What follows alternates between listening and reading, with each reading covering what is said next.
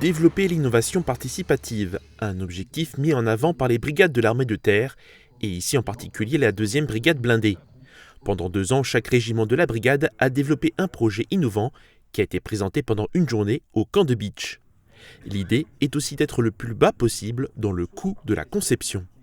Certains prototypes seront amenés à être industrialisés. Et d'aller le plus loin possible dans le développement de ces prototypes pour un jour arriver à une maturité et à une vraie arme ou à une vraie capacité que l'on utilisera en opération. Il y a bien sûr la base industrielle, il y a les états-majors, mais il y a aussi la force des hommes et des femmes de la brigade qui sont capables d'apporter des idées et de développer de nouvelles capacités. Pendant cette journée, il y a eu plusieurs démonstrations.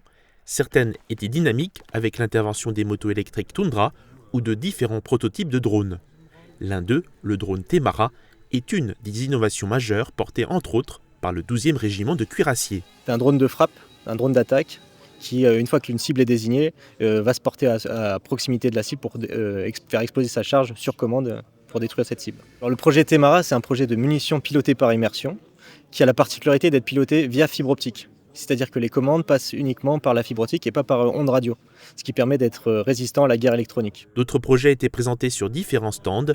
Le 16e BCP, qui fait partie de la 2e brigade blindée, a montré son idée, une cage anti-drone.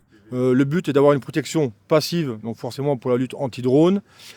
C'est une version numéro 3 avec laquelle dessus on a monté un genre de pic, des hérissons, pour que la charge explosive explose forcément le plus loin possible du véhicule pour pouvoir le préserver au maximum et pour pouvoir aller au contact. Il n'y avait pas que des drones aériens, mais aussi un drone terrestre, le projet Ric-to-Ric du 501e régiment de chars de combat. Celui-là, on peut s'en servir pour faire de l'éclairage, de la destruction, à peu près tout ce qu'on veut en fait. Voilà. De même livrer des vivres si on a la remorque, on peut faire ce qu'on veut.